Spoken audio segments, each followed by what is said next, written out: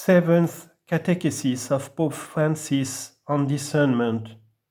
The subject of discernment, desolation.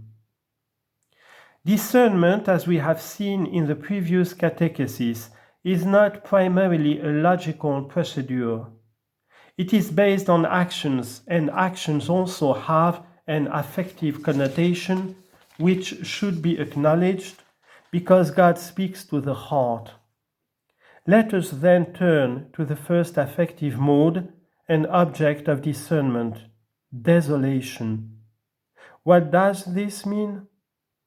Desolation has been defined as follows: darkness of soul, disturbance in it, movement to things low and earthly, the unquiet of different agitations and temptations, moving to want of confidence, without hope, without love, when one finds oneself all lazy, tepid, sad, and as if separated from his Creator and Lord.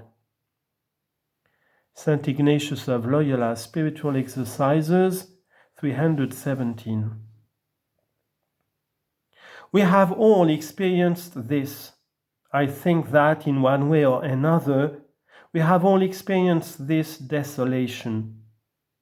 The problem is how to interpret it, because it too has something important to tell us, and if we are in a hurry to free ourselves of it, we risk losing this. No one wants to be desolate, sad. This is true. We would all like a life that is always joyful, cheerful, and fulfilled. Yet, in addition to not being possible, because it is not possible, this would also not be good for us. Indeed, the change from a life oriented towards vice can start from a situation of sadness, of remorse for what one has done. The etymology of this word remorse is very beautiful. The remorse of the conscience, we all know this. Remorse, literally, it is the conscience that bites. In Italian, mordere, that gives no peace. Alessandro Manzoni, in The Betrothed, gave us a wonderful description of remorse as an opportunity to change one's life. It is the famous dialogue between Cardinal Federico Borromeo and the unnamed, who, after a terrible night, turns us exhausted before the Cardinal, who addresses him with surprising words.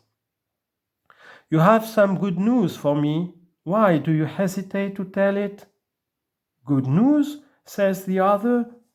"I have hell in my soul." Tell me if you know, what good news could you expect from such a one as I?" "That God has touched your heart and is drawing you to himself," replied the Cardinal calmly. God touches the heart and you feel something within, sadness, remorse for something, and it is an invitation to set out on a new path. The man of God knows how to notice in depth what moves in the heart. It is important to learn how to read sadness. We all know what sadness is, all of us. But do we know how to interpret it? Do we know what it means for me, this sadness today?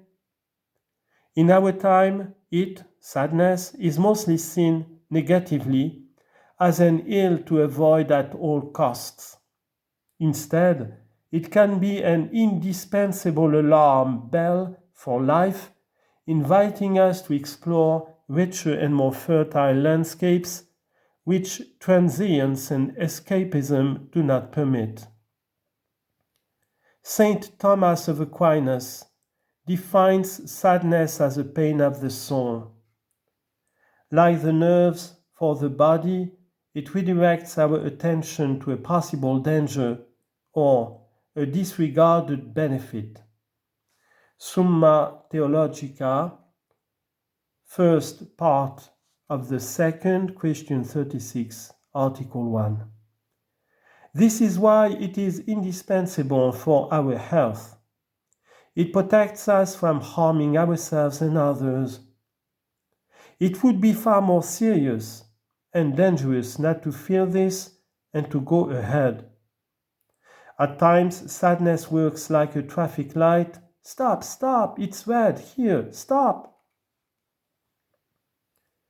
For those, on the other hand, who have the desire to do good, sadness is an obstacle with which the tempter tries to discourage us. In this case, one must act in a manner that is exactly contrary to what is suggested, determined to continue what one had set out to do. Spiritual Exercises 318. Think of work, study, prayer, a commitment undertaken. If we abandoned them as soon as we felt boredom or sadness, we would never complete anything. This is also an experience common to the spiritual life. The road to goodness, the gospel reminds us, is narrow and uphill. It requires combat, self-conquest. I begin to pray or dedicate myself to a good work, and strangely enough, just then things come to mind that need to be done urgently. So as not to pray or do good works. We all experience this. It is important for those who want to serve the Lord not to be led astray by desolation and by this, but no, I don't want to, this is boring. Beware. Unfortunately, some people decide to abandon the life of prayer or the choice they have made, marriage or religious life, driven by desolation, without first pausing to consider this state of mind, and especially without the help of a guide. A wise rule says, do not make changes when you are desolate. It will be the time afterwards, rather than the mood of the moment, that will show the goodness or otherwise of our choices.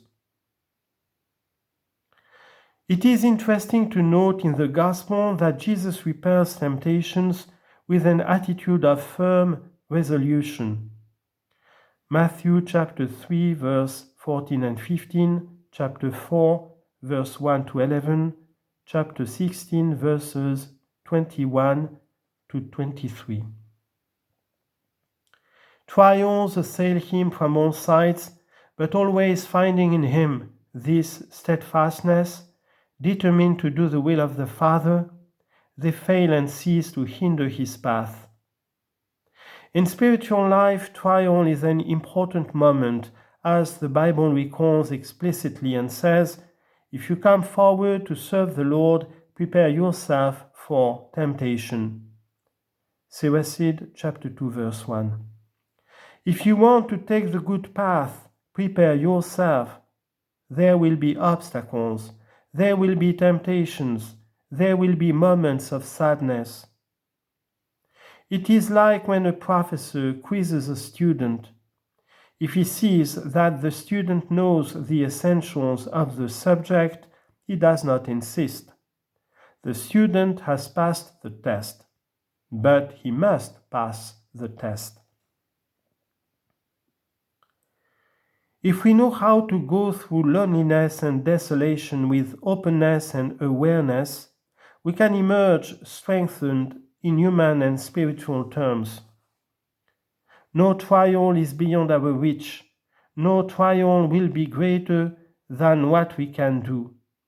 But do not flee from trials. See what this test means, what it means that I am sad. Why am I sad? What does it mean that in this moment I am in desolation? What does it mean that I am in desolation and can't go on? St. Paul reminds us that no one is tempted beyond his or her ability, because the Lord never abandons us, and with Him close by, we can overcome any temptation. 1 Corinthians chapter 10, verse 13. And if we do not overcome it today, we get up another time. We walk and we will overcome it tomorrow. But we must not remain dead, so to speak. We must not remain defeated by a moment of sadness, of desolation. Go forward. May the Lord bless this courageous path of spiritual life, which is always a journey. God bless you all.